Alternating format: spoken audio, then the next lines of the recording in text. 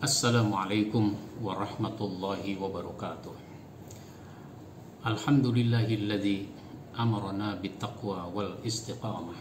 Asyhadu an la ilaha illallah wahdahu la syarikalah wa asyhadu anna Muhammadan abduhu wa rasuluh la nabiyya ba'dah, amma ba'd. Saudaraku kaum muslimin yang dimuliakan Allah Subhanahu wa taala. Ketika orang menunaikan ibadah haji, salah satu harapan dan doa semua pihak adalah agar hajinya menjadi haji yang mabrur. Karena haji yang mabrur itu balasannya adalah surga. Al-hajjul mabrur laisa lahu jazaa'un illa jannah. Haji yang mabrur tidak ada balasannya kecuali surga. Tapi mabrur itu bukan hanya pada waktu dia masih di Mekah atau di Madinah. Yang lebih penting lagi nanti adalah mabrur ketika sudah kembali ke tanah air. Ibadah haji ini kan cuma sekali seumur hidup. Itu artinya pengaruh dari ibadah haji ini harus terbawa sampai mati. Jangan cuma kelihatan haji pada saat 2 minggu sesudah pulang haji, 2 bulan sesudah pulang haji, sesudah itu kembali lagi ke dunianya di mana dia tidak baik.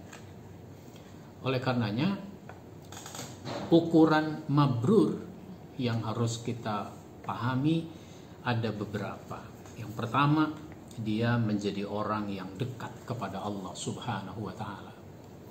Kalau sudah dekat kepada Allah, maka dia merasa diawasi oleh Allah Subhanahu wa taala. Dia tidak mau menyimpang dari ketentuan-ketentuan Allah. Haji itu kan mengunjungi Baitullah yang disebut dengan rumah Allah. Ini tentu tidak kita pahami secara fisik. Maka sesudah pulang haji mestinya orang sudah merasa dekat dengan Allah. Sehingga dalam konteks hukum misalnya, dia tidak mau mencampur adukkan mana yang benar dan mana yang salah. Nah, di sini penting buat kita semua menjadi orang-orang yang merasa dekat kepada Allah Subhanahu wa taala. Yang kedua, ukuran orang menjadi mabrur adalah dia berakhlak yang mulia. Akhlaknya mulia. Sebab pada saat ibadah haji dia diingatkan untuk komitmen kepada ketentuan-ketentuan Allah Subhanahu wa taala, yaitu dia tidak rafas, dia tidak fala rafasa, dia tidak bicara, dia tidak melakukan hubungan seksual yang itu tidak dibenarkan pada waktu itu. Artinya dia menjadi orang-orang yang komitmen kepada aturan Allah Subhanahu wa taala. Wala fusuqa, dia tidak berlaku fasik. Wala jidala, dia tidak berdebat kusir. Nah, itu adalah didikan agar orang komitmen kepada ketentuan-ketentuan Allah sesudah dia menunaikan ibadah haji. Dengan kata lain, dia nanti akhlaknya menjadi mulia. Yang ketiga adalah berkorban untuk kebaikan. Kenapa begitu? Karena orang yang menunaikan ibadah haji adalah orang yang berkorban. Sekalipun dia pergi haji dibayari orang, tetap saja dia harus berkorban dengan waktunya, dengan tenaganya, dengan pikirannya. Dia harus meninggalkan kampung halamannya. Itu semua adalah pengorbanan. Nah, termasuk pengorbanan dengan harta. Oleh karenanya, kalau orang sudah menunaikan ibadah haji, mestinya dia menjadi orang-orang yang mau berkorban di dalam hidup ini. Kenapa? Pengorbanan tidak bisa dilepaskan. Kita bisa menjadi seperti ini, itu dengan sebab ada pengorbanan pihak lain. Ada sejumlah masjid sudah dibangun, itu karena pengorbanan. Masjid menjadi makmur karena pengorbanan, dan seterusnya. Jadi nggak bisa tidak, semua kita harus membuktikan kemabruran ibadah haji ini dalam bentuk berkorban. Jangan sampai orang yang sudah menunaikan ibadah haji tapi tidak mau berkorban dengan waktu, dengan tenaga, dengan dana, dan seterusnya. Maka jangan sampai kehidupan dunia ini melalaikan, yang membuat dia tidak mau berkorban. Padahal apa yang dikorbankan itulah yang menjadi miliknya sampai ke akhirat nanti. Berkorban dalam kebaikan. Yang keempat, kalau kita sudah mabrur dalam ibadah haji, maka kita tunjukkan kemabruran itu dalam bentuk mau memakmurkan masjid. Kenapa? Karena orang menunaikan ibadah haji itu menuju ke Masjidil Haram. Masjidil Haram menjadi makmur 24 jam.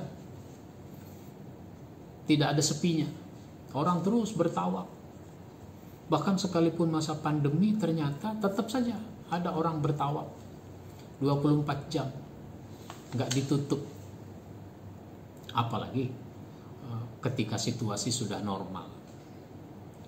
Nah sekarang dalam konteks kita, sesudah kita menunaikan ibadah haji, mestinya kita mau memakmurkan masjid.